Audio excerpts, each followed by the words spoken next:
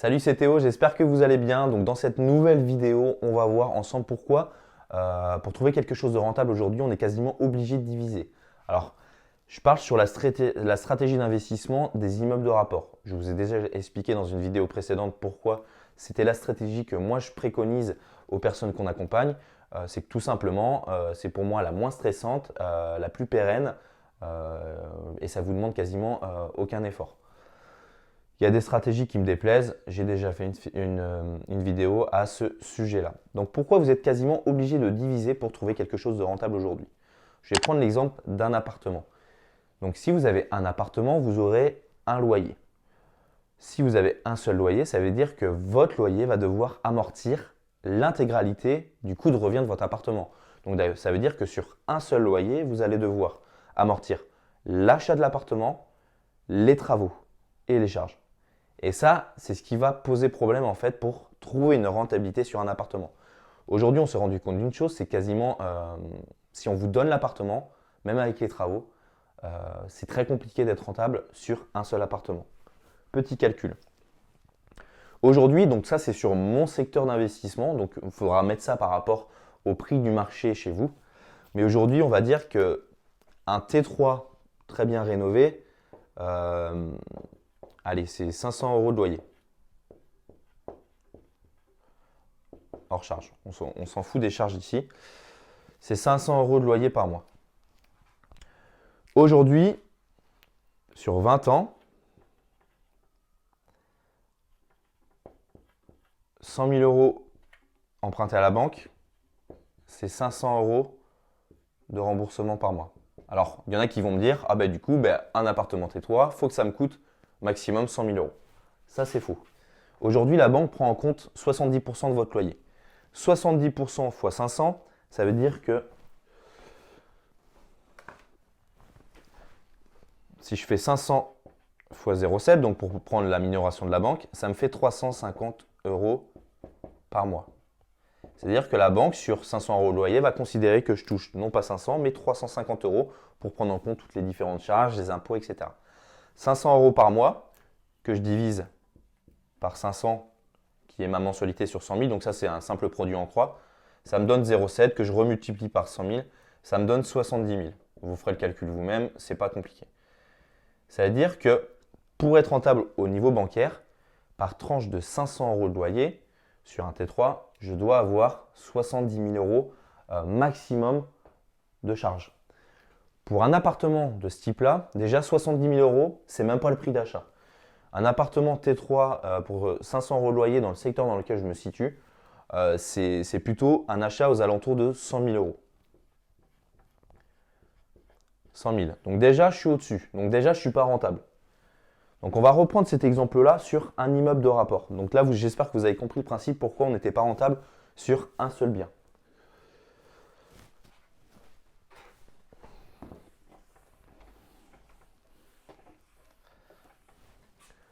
Donc maintenant, je vais prendre un immeuble de rapport, donc on va dire un bâtiment de 200 mètres carrés que je vais diviser en 4.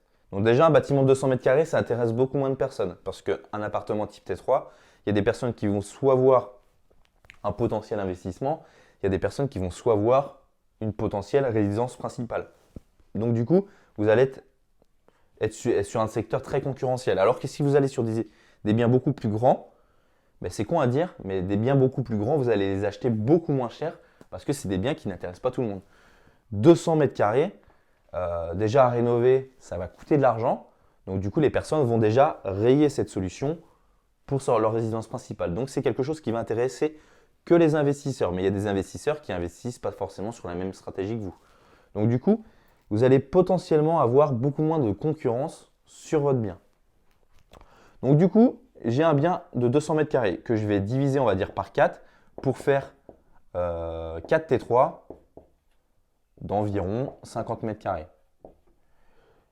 J'ai toujours mon T3 qui me rapporte 500 € par mois, fois les 0,7% de la banque pour la prise en compte du loyer, c'est-à-dire 350, que je multiplie par 4 parce que j'ai dit que j'avais 4 logements. 350 x 4, 1400. Donc tout de suite, ce n'est pas la même chose. C'est-à-dire que je peux aller jusqu'à 1400 euros de remboursement. Donc ça, je vais le diviser par 500. Donc le produit en croix, je sais que 100 000, je vais changer de crayon. Je sais que 100 000, c'est 500 euros par mois sur 20 ans. Du coup, ben, combien pour 1400 euros par mois? Je fais mon produit en croix. 1400 fois 100 000 divisé par 500. Ça fait que j'ai 280 000 euros de budget. C'est-à-dire que sur mon immeuble, j'ai 280 000 euros. Alors admettons que mon bien de 200 mètres carrés, je vais quand même l'acheter plus cher qu'un T3 de 100 mètres carrés. Mais imaginez que je l'achète, allez, 130 000. Mon bien, je l'achète 130 000 euros. Ben, ça fait qu'il me reste 150 000 euros pour les travaux. Et 150 000 euros pour du locatif, pour rénover 200 mètres carrés, c'est à peu près cohérent. Normalement, on dit que c'est à peu près 1000 euros du mètre carré. Sur quelque chose de 200 mètres carrés, vous arrivez à tirer les prix. Donc du coup, vous arriverez facilement à être à 750, 800 du mètre carré. Et si je fais 750 fois 200, on est à 150 000 euros. Donc du coup, c'est quelque chose qui passe d'une manière rentable au niveau de la banque. Alors là, on ne parle pas de rentabilité brute, etc. Là, on parle simplement de rentabilité bancaire. Donc sur cet investissement-là, vous allez prendre zéro endettement et vous allez trouver quelque chose de rentable. Alors que sur votre logement T3, comme vous l'avez vu tout à l'heure, tout de suite pour avoir une rentabilité, il fallait qu'on l'achète maximum 70 000 compris travaux. Un T3 aujourd'hui, ça se vend pas moins de 100 000. Donc du coup, compliqué de trouver quelque chose de rentable sur un seul logement. Je vais reprendre l'exemple. Donc là, on a dit que sur... je vais reprendre l'exemple de tout à l'heure pour vous prouver que quand vous achetez un seul logement, ça ne fonctionne pas. Je reprends l'exemple de tout à l'heure. Un T3, 500 euros par mois de loyer, avec 350 euros de prise en compte de la banque, ce qui me faisait un investissement total maximum de 70 000 euros. Si je prends mon rapport de 1000 euros de réno par mètre carré, j'avais dit que mon T3 faisait environ 50 mètres carrés. 50 mètres carrés fois 1000, j'arrive à 50 000. 70, je sais que j'ai 70 000 euros de budget. 70 moins 50, 20 000. Vous êtes d'accord avec moi?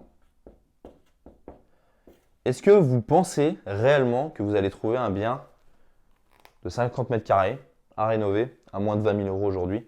Je ne pense pas. Vous allez peut-être trouver une maison complètement défraîchie en bord de route où il y a la toiture à refaire, les menuiseries à changer, tout à démolir à l'intérieur. Donc déjà, juste la toiture et la menuiserie, vous êtes déjà à votre budget travaux. Donc faites bien attention à ça. Diviser, c'est primordial en fait si vous souhaitez trouver quelque chose de rentable. Donc voilà, on se retrouve pour une prochaine vidéo.